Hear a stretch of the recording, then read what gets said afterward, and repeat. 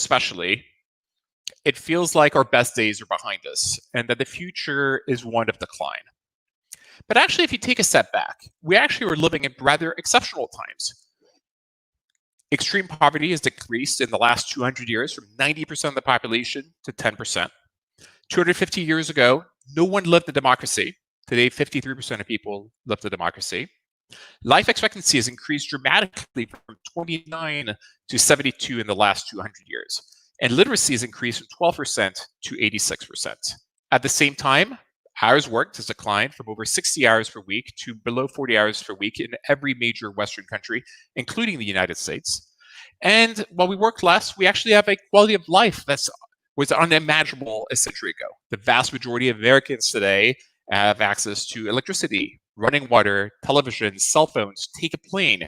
These are luxuries that were unimaginable to the kings and emperors of yesteryear and are still beyond the reach of many in emerging markets. But that actually is not to say that everything is for the best and the best of all possible worlds. We still face many fundamental issues. Because of COVID, unemployment is highest that it's been since the Great Depression. We still face fundamental racial and gender inequality. Men make on average 23% more than women, and white men make on average 30% more than black men. And even when you control for educational achievement and type of job, you still have fundamental inequality. At the same time, 38 million people in America remain in poverty, 12% of the population. And it's extremely expensive to be poor.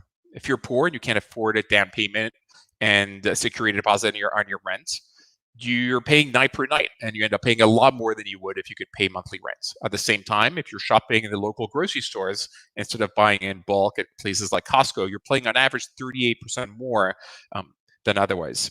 Also, because we're financing our local public schools through property taxes, bad neighborhoods have bad schools. You're also treated in worse hospitals and worse care facilities. And because you cannot afford to live in the city centers where all the jobs are, you're commuting hours every day in unreliable public transportation. You're also shut down from, or at least limited from access in the financial sector, where if you have less than $1,500 or $1,000 in your bank account, you have to pay monthly fees and therefore are bearing a disproportional large amount of the fees.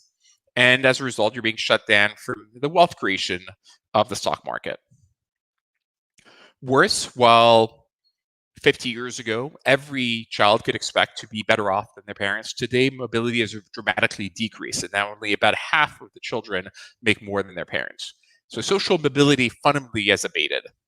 And the reason is all of the growth has really come from a few major high-performing cities. But at the same time, these cities have significantly decreased construction. In San Francisco, 80% of the city is zoned against apartments.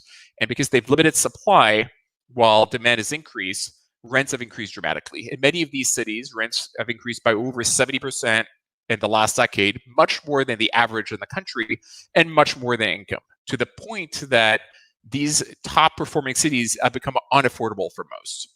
And as a result, relocation rates and mobility has declined dramatically from 40% of workers that would change city in order to get a new job to 10% in the last few years. And worse, even if you could actually move to these cities and you could afford to, 90% of the new jobs that are being created require a college degree, even though only 26% of Americans have a college degree and go to college. At the same time, climate change is now a clear and present danger and an existential threat to humanity. In the last 25 years, the amount of heat we've released in the ocean is the equivalent of detonating 5 Hiroshima-sized nuclear bombs every second. Imagine that if aliens came and started dropping 5 nukes on us every second, we would stop everything else in order to address the challenge. Because it seemed as natural and perhaps unstoppable, we haven't risen to the challenge. As a result, 30% of the sea ice in the Arctic in the summer has disappeared in the last 30 years. 1 million species are on the verge of extinction. We may have no more sea ice within 20 more years. And we're seeing ever more extreme, severe weather events around the world. In other words, policymakers and policy and our institutions, traditional institutions, have failed us. And because they failed us, we've seen a rise of populism around the world. Now, these false prophets offer false solutions which are not going to solve any of these fundamental issues and may very well exacerbate them. But when we come back to normal policymakers as populism ultimately ebbs, it doesn't mean we're going to address these issues. If past history and recent history is any indicator, we will still continue to have the two most fundamental issues of our time not being addressed: climate change and a fundamental increase in inequality of opportunity. And that's where we, technologists, entrepreneurs, and VCs have a role to play. Technology has the means, the opportunity, and perhaps as a result, we have the obligation to rise up to the challenge. So looking at these two problems, one after the other. In terms of climate change, the fundamental issue in greenhouse gas emissions is CO2 and methane. They're coming about a quarter from energy production, a quarter from agriculture, 20% from industry, and 14% from transportation. And progress is being made on all of these. On the energy production front, we've consistently underestimated the progress in the decrease in cost of solar. It's declined 5 times in the last decade. It's declined 99% since 1980, to the point that solar is actually now the cheapest form of energy production. A contract was recently signed in Saudi Arabia for producing electricity at 1.67 cents per kilowatt per hour, the cheapest ever. And there's no sign that that cost will not continue decreasing in the decades to come, making it ever cheaper. As a result, most of the new capacity for energy creation in the US in the last few years has actually been coming from renewables and actually mostly from solar.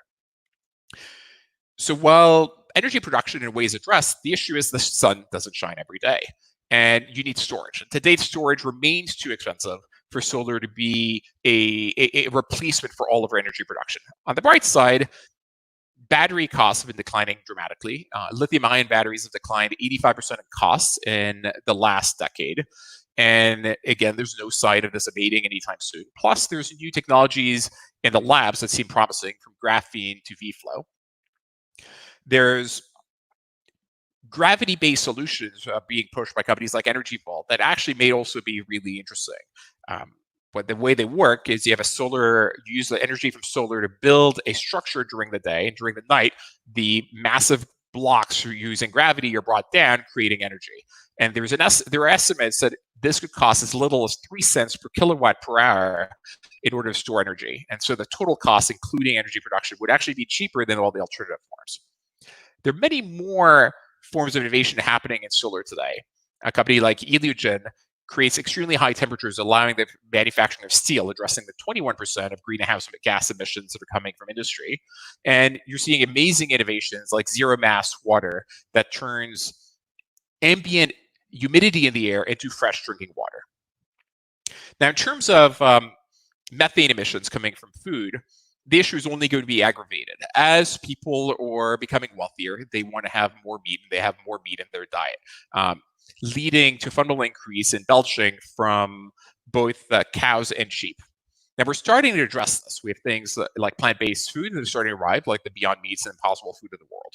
But ultimately, we need to get to a point where we get to lab-grown meat. And so probably with an interim step where we combine both, we're going to get to the point where you can have a filet mignon that is the same quality as coming from a cow at the same price, and actually ultimately lower price. And humans can actually be counted on it doing the right thing once it's in their financial incentive to do so. Once it costs less and the quality is as good, they will switch over. But it seems like we're a decade away, but real progress is being made on that front. Transport, which is about 14% of greenhouse gas emissions, we've already started electrifying the bases on the car side. It's about to start on the truck side, led by Tesla, but frankly, it's lit a fire under all the manufacturers, and electrification is starting to be well underway. And it's even starting to happen in aircraft, where we're seeing innovations in vertical takeoff aircrafts and even short-range passenger jets that should be coming online in the coming years. Now, all this would mean we probably will have very few, if not no, new emissions in the future. But with the amount of energy we've released in the atmosphere, we actually need to take greenhouse gases from the atmosphere. And there are a number of initiatives going down that path. The Trillion Trees initiative suggests that you could plant 60 billion trees a year for $4 billion, which in the grand scheme of things is not very much. So $80 billion over 20 years would plant 1 trillion trees, creating a huge carbon sink. And there are new companies like carbon engineering, carbon capture, creating technologies to remove carbon directly from the atmosphere. So all that to say that even without subsidies, without government intervention, we're probably going to get to a point where we've completely moved to carbon-free economy by the end of the century. And frankly, given the stats that I'm seeing right now, probably within 30 years. And it may happen even faster than that should we actually get should fusion actually pan out as a number of initiatives are going down the path of proving. But even if fusion doesn't pan out, given the ever decreasing cost of solar, both storage and generation, we're going to get a point where we have a carbon-free economy. And the good news is once you get to the point where the marginal cost of electricity is zero, when it's too cheap to meter, a lot of wonderful other things get unleashed. You stop running out of fresh water because you can actually desalinate the ocean. If you have infinite water, you no longer have fear of food shortages because you can grow crops in the desert or in vertical farms in major cities. Now, beyond climate, technology is also an opportunity to address the fundamental issues of our time when it comes to social issues and equality of opportunity. And what's amazing here is entrepreneurs basically identify a problem. They see a user experience that's broken, a cost structure that's too high, and they use the deflationary power of technology to create better user experiences, better opportunities, and lower costs for everyone. And this is happening in every parts of the economy. And housing, you have a company like Rhino that is an alternative to security deposits, allowing people who can't afford security deposits to get leases. Neighborly uses alternative data to evaluate whether a tenant is a good tenant other than credit scores, allowing people that have otherwise bad credit scores to get leases. Given that it seems that NIMBYism is not going to end anytime soon, and we're not going to increase construction, you have a lot of startups in the co-living space increasing density in order to decrease the rent on a per month basis. And finance, the neobanks are creating or attacking or addressing the issue where you have 25% of Americans that are underbanked or unbanked by creating easy to create accounts that are with no monthly fees and no minimums. Food is on the cusp of a revolution. If you think of the amount of time and money we allocate to food, you have to go to the grocery store, you have to pick the food, you have to prepare it, you have to slice it and dice it and cook it. It's inconceivable. And the reason we do it is it's actually the cheaper alternative and the healthier alternative. Today, if you order on the likes of Uber Eats or Seamless Grubhub, you pay reasonably high delivery fees, and it's mostly fast food. It's Chinese food or Thai food or Indian food or pizza, and you don't get very healthy alternatives. But 100 years ago, you would sew your own clothes. And today that's inconceivable because, of course, you can get much cheaper and higher quality clothes in stores.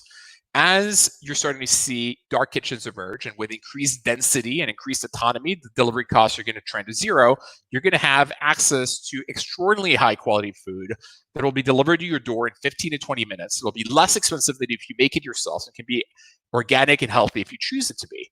And in that world, in that future, over 50% of food will be ordered online. Probably 90% of food will be ordered online, to the point that you can imagine people not having kitchens in their homes anymore, especially in cities where real estate is exceptionally expensive. And this is not a vision for 20 years in the future. This will probably happen in the next 10 years, might even happen sooner than that. And all the other tenants of the economy that have not been digitized are starting to be so. Medicine, which is about 17% of GDP in the US, is finally seeing a shift to telemedicine, as during the COVID-19 crisis, more and more people have been willing to try telemedicine and have realized that on average, they pay $40 less, the visits are 20% shorter, and it's actually societally beneficial because it decreases hospital readmission rates by over 80%. And companies like Amwell and Talkspace have already treated millions of people.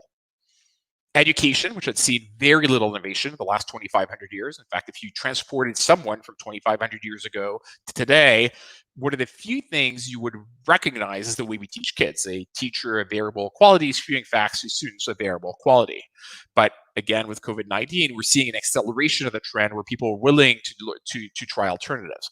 And we're seeing innovation from online classes of the Coursera's and the Khan Academies of the world, to tutoring, to new forms of financing for classes like the income sharing agreements of the Lambda schools. And we're only at the beginning here. And perhaps, last but not least, public services, which has been a leviathan, which is 30 to 57% of GDP in the West and most countries, if anything, have had negative productivity over time. We've had more people for lower outcome and lower output. And we're starting to see the trends of digitization in the public services space, where now, for the first time in Europe, we're seeing the acceptance of digital signatures. And Estonia here is leading the way, where 99% of public services are online. People can file their taxes in 3 minutes. 90% of parking tickets are paid online. 99% of prescriptions are done online. And 47% of people voted online in the last elections. And maybe closer to my heart in terms of marketplaces, we can also probably address a lot of the gender and racial biases that we face. Humans have, even if they don't admit it, subconscious biases where they prefer people that are similar to them. But in the past, we would have to pick our providers for whatever we did, which would lead to unequal outcomes. But today, the new trend, especially in marketplaces, is one where you define what you want, and the marketplace uses objective criteria to find the best provider for you. So at Uber, you don't pick your driver. You just say you want to go from point A to point B, and they pick the person that is closest to you, regardless of gender and race. And this is frankly happening in every single industry, whether it's for getting a photographer on Miro, or getting a plumber, or getting any service provision. Now, it's not to say that algorithms cannot be biased, but they're actually a lot easier to fix that human unconscious biases. And we're just at the very beginning of the technology revolution. We're seeing extraordinary innovation in every sector, from self-driving and autonomy to 3D printing to nanosatellites to augmented reality to mind-human interfaces and mind reading in general to robotics. And all that to say, we have an opportunity to create an extraordinary better world of tomorrow. But this is not a Penglosian view that the future is better by default. If anything, during most of the history of humanity, humanity's plight has been survival and stagnation. It's only the last 200 years that have been exceptional because entrepreneurs have made it exceptional. And therefore, it's up to us in this room, online, to pick up the mantle and create this better world of tomorrow, a world that is ecologically sustainable and of equality of opportunity and of plenty. Thank you.